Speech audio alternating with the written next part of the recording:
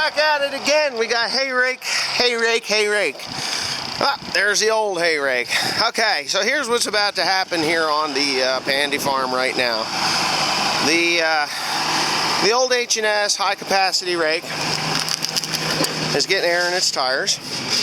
The back tires, the front tires I think will be okay. This rake is going bye-bye. I have traded it in on another one of these. I actually traded the old Frontier rake, 8-wheel rake that I had, and this one here, and I'm giving the money to boot a little bit, not much. Because this, let's face it, this rake is $7,150. That's the way this thing is. I am having a little trouble with this hay rake, but we've done close to 2,500 acres with it. For the most part, I've got a broken spring here, which is going to be replaced probably today. I've got a fracture here, and a fracture there, and a bend right here. If you look down the main beam, you'll be able to see it, but I don't know if you can or not. Yeah, you can see it from way back, I think. Yeah, now you can see it. No big deal. It is the fault of the manufacturer. What has happened here, and I think this is cracking because this is bending.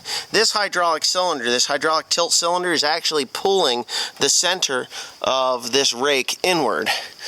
And we're actually getting a fracture here and here. So as this thing pulls in, it's putting in an extraordinarily large amount of stress right here on either side, and it's causing that. But because it's under warranty, they're going to come out and they're going to replace that. Now, what it has done is it has wiped off my tires completely. This is a tire that I bought to replace that tire, which looks balder than my head. You can see right here, it's just nothing but threads, you know, nylon threads. But by far, this is the most handiest rake I've ever used. My father is like, holy cow, I love the thing. So, as they were talking with him, and he says, you know, probably the cheapest thing you could do is just trade it in every year. At the end of every year, just trade it in, get a new one. And I was like, you know what? That's not a bad idea. $7,150. I'm going to ask for $5,000 for the thing, and then I'll just get a new one. Right, Tim? Yeah. Actually, I won't have to do that because this main frame will be completely replaced, and it'll be like another brandy spanking new rake. Yeah. And for the amount of acres that I do, what's $2,100? What do you think $2,100 is? Not a hell of a lot, is it? No. And I'm going to have to edit that out. Why? Because it's not nice to say. I mean, that's a bad word, and I'm sure there's some people that wouldn't appreciate that. Yeah, my grandfather had the same kind of hair. Anyways, no, his was pin curly tight. But anyhow, back to the rake. Yeah, so I think what I'm going to actually do is get this thing fixed.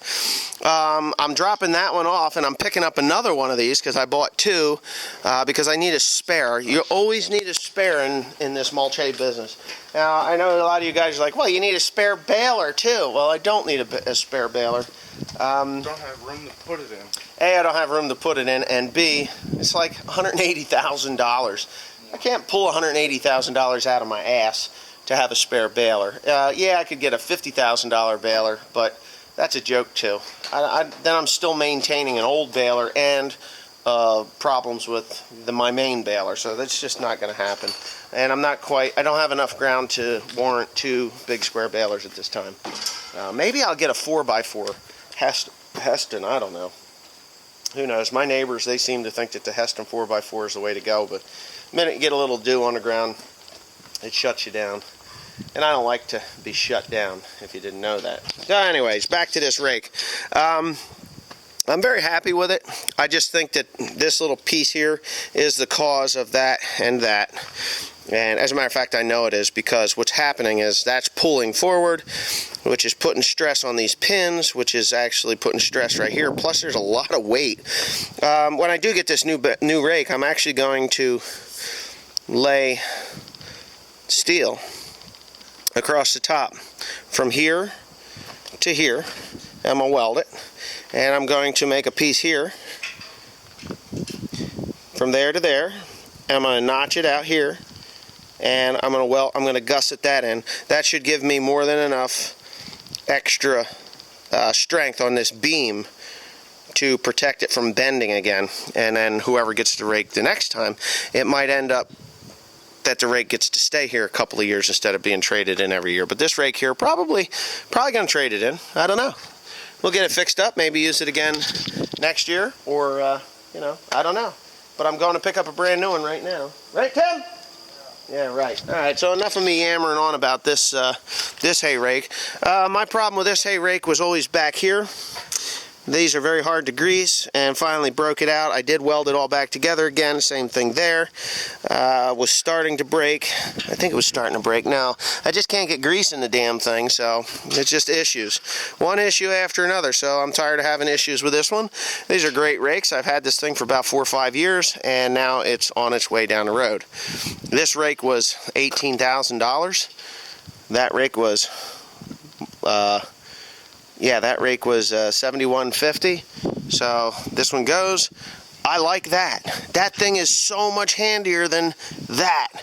That's a 16 wheel, this is a 12, but this rake does exactly what that one does. And you can go down the road 100 miles an hour with that one. This one here, you get those wheels a wobbling. And the other thing is with this one is you have to get off the tractor and hook up the the braces in the front, and then you get off the tractor and disconnect the braces in the front. And this one here, you just go to the field, you throw the hydraulic lever, and you're going. You can lock one arm up. This one here is a bigger pain in the ass. So if I had my choice, H&S, AR12, AR10, AR8, they're all great rakes. This one here, whatever. I'm not too thrilled. This one worked okay for what I was doing. This one here you can get into the corners with. This one you can't. This one doesn't bunch up. This one does. This one is just a better design. I think it could be a little heavier. Yeah, thumbs up for that, right, Tim? The other thing is that I could do is actually get a heavier, make my own piece. Yeah, but don't you have to extend these parts? No. No? Why would I have to extend them? Well, you made this much bigger and wider. I don't need it any wider. I need exactly that, only a heavier piece of steel. I guarantee you this is only 3/16 steel. I'd put a 1/4 inch or 5/16 steel in there, and then that would never break. But anyways, I'm done yammering on for 8 minutes and 4 seconds, and I got to make another video real quick, which is going to be kind of cool. Right, Tim? Mm-hmm. Yeah, I got some editing to do this one because of the foul language that Mr. Tim made me put into my video. You see the size of this child? Oh, look, I beat you up, didn't I? Hey, don't hit me. That's father abuse.